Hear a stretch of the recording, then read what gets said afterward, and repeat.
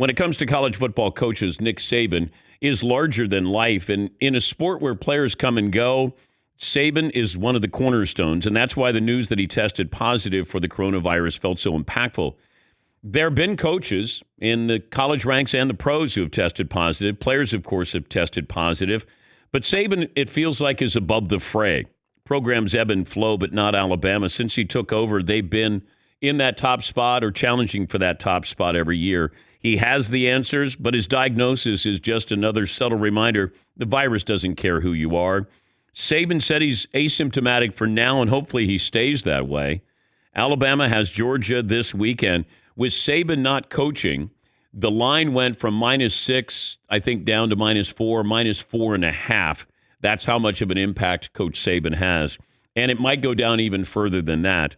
But, Saban is as respected as any coach in football or any other sport. So it's going to be interesting to see how he's involved in this game, because right up till 90 minutes before the kickoff, he has to cut off communications with his sideline, his coaching staff. Nothing during the game.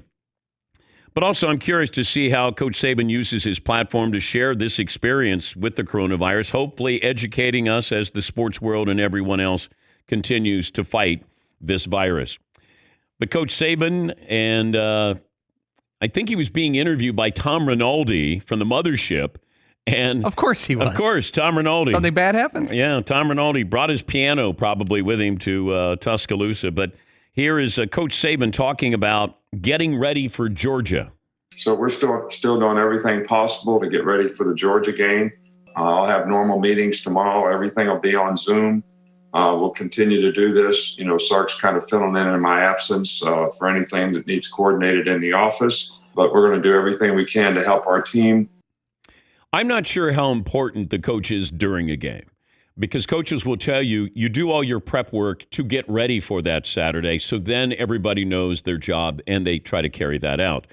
But whenever a manager gets thrown out of a baseball game, nobody goes, oh my God, they don't have their manager. Football, Coach Saban, Coach Belichick, more hands-on, feels like that's a big loss. The fact that Coach Saban could affect the betting line by at least 2 to 2.5 points is pretty interesting. I don't know the last time a coach affected a betting line, and maybe Vegas could help us with that. Yes, McLevin. Do they do that halftime speech in the movies? Is that a factor? Well, I don't know what Coach Saban says at halftime. Is everyone different? I'm assuming he'll have a halftime speech. Are you talking about a fire and brimstone? Yeah, Belichick's always awesome in the second half. Do they give that speech? Does Saban address the team and get them fired up? Is that a factor in a betting line? I don't think Belichick gives a rah-rah, this is a Hollywood-type speech. I think he just says, this is what we're going to do in the third quarter. Let's go get him. Who's with me? Let's go. Yeah. I think that's what he does. That his genius is not, and we're going to win. We're going to win one for the Gipper. No, it's just, he just says, let me break this down, and this is what we're going to do, and then let's go out and do it. And Coach Saban doesn't strike me as a fire and brimstone. I'm going to smash a locker or something, or smash a mirror. Yeah, Paulie. But this had to happen against Georgia week, not UT Chattanooga week, not Samford week. The timing was nuts. Here's Coach Saban about what he'll be doing during the game. Obviously, Sark has been a head coach before, and I'm not sure exactly how this is going to play out in terms of when the game comes, whether I can have communication with people or not. So we'll have to research and sort of figure that one out. But we did have a plan for each coach on the staff as to what might happen. And we just got to go from there. Just like if we lose a player, we have to do the same thing. So we'll talk to David Pollock, who played for Georgia, and he'll join us coming up a little bit here. Florida LSU was postponed. I know that there are people looking at the sky as falling in the SEC, but let's go back and look at the number of games that have been played. 26 of 28 games have been played, so 2 have been postponed. Those are pretty good odds right now. And they did build in a bye week to be able to reschedule a game. The SEC has done a pretty good job here. Baseball's about to finish the season and go to the World Series. The NBA did it. The NHL did it. We've had golf, although Dustin Johnson just tested positive. We played majors. We got the Masters coming up next month. The sports world has done a pretty good job here. I'm not all in on having fans go back. In fact, prior to when Dan Mullen said, I want 90,000 fans there for the game in the Swamp, and I go, no, you're not getting 90,000. Maybe 9,000, Dan.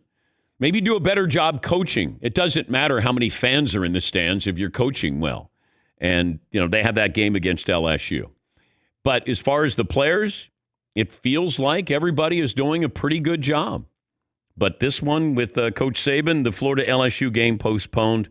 And we'll find out, because I think there are more Alabama players that will be tested today, from what I'm told. And then I don't know if they're tested on Friday, because there are certain teams, certain leagues that they'll test on Friday. And as a source told me, that they didn't know if they would have players ready for Saturday until Saturday when they were playing their games. You might have other players on Alabama that test positive. If the head coach, the athletic director, were they in contact with other coaches? Anybody else asymptomatic here? Were they in close proximity to players as well? Those are the things to keep an eye on, because this game could be in jeopardy because of that. But Coach Saban testing positive, the athletic director at Alabama testing positive. What are the odds just those two? And Coach Saban is one of those on the field, involved in drills. It's not like he's up on an ivory tower looking down. Yeah, Paulie. Is there anything in sports you'd more want a camera on than Nick Saban with a sandwich and a Dr. Pepper in his living room for 4 hours, watching his team helplessly, no matter what the outcome is? I would give anything. If you told me it was $49.95 pay-per-view to watch Nick Saban watch Alabama, Georgia, take my money. Take it. I'm there with you. Yeah. Like, I'd be curious just if we got, okay, so we only got access to him when he's in his study. Right. Or his man cave there. Audio, direct shot. That's it. Yeah. If his wife comes in or anybody comes in, then they're part of the reality show.